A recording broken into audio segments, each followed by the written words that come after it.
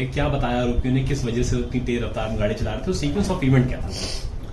ये थाना गोमतीनगर विस्तार में 21 नवंबर की प्रातःकाल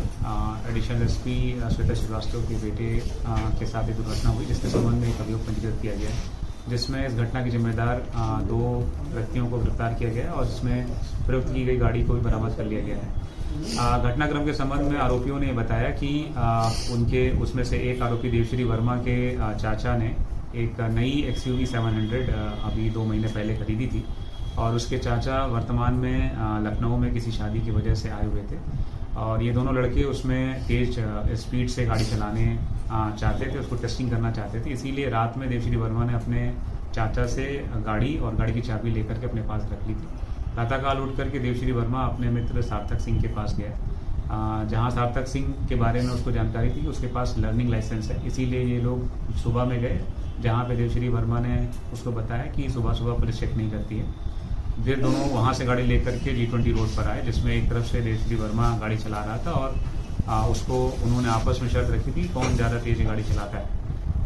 तो देवश्री वर्मा भी बहुत तेज़ी से गाड़ी लेकर के निकला और रास्ते में एक माँ बेटी जो वहाँ पर थे उस समय मौजूद, उनसे ऑलमोस्ट भिड़ते भिड़ते बचे। पुनः जब वापस में G20 रोड पे वापस आ रहे थे तब गाड़ी की स्टीयरिंग देवश्री वर्मा से सार्थक सिंह ने ले ली और फिर उसको देवश्री वर्मा भी उकसाते रहे कि तुम मेरा रिकॉर्ड नहीं तोड़ पाओगे। इस तरीके से तेज़ी से गाड़ी चलाते हुए जब ये वहाँ घटनास्थल पर पहुँचे तो मृतक के सामने उन्होंने उसके, चूँकि अनियंत्रित तरीके से गाड़ी चला रहे थे, उन्होंने फुटपाथ पर चलने वाले मृतक के ऊपर एक गाड़ी चढ़ा दी और जिसकी वजह से दुर्घटना हो गई। ये घटनाक्रम। सर, लखनऊ पुलिस का इसको लेकर के एक अभियान भी चलाया जा रहा है, क्योंकि वहाँ पे जो रोड है अक्सर देखा जाता है कि बाइकर्स फर्राटा करते हैं। इन लड़कों ने भी एक दूसरे से शर्त लगाई थी स्पीड को लेकर के, उसको लेकर कुछ लखनऊ पुलिस करने जा रही है? जो मुख्य रूप से लखनऊ पुलिस में जहाँ जहाँ ऐसे रास्ते हैं जहाँ पर ट्रैफिक का लोड कम रहता है, जिस वजह से गाड़ियाँ तेज़ रफ्तार में चलती हैं, जैसे लोहिया पथ है या ताज होटल से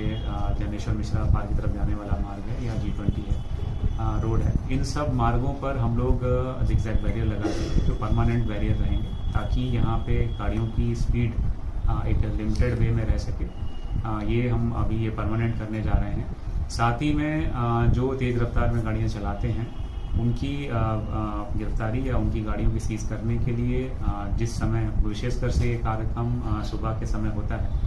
तो उस समय विशेष टीमें गठित करके ऐसी गाड़ियों के खिलाफ कार्रवाई करेंगे और साथ ही जो लोग साइलेंसर लगा करके गाड़ियाँ चलाते हैं उनके लिए भी हम लोग विशेष अभियान चलाएंगे और उन सभी गाड़ियों को जिनमें साइलेंसर से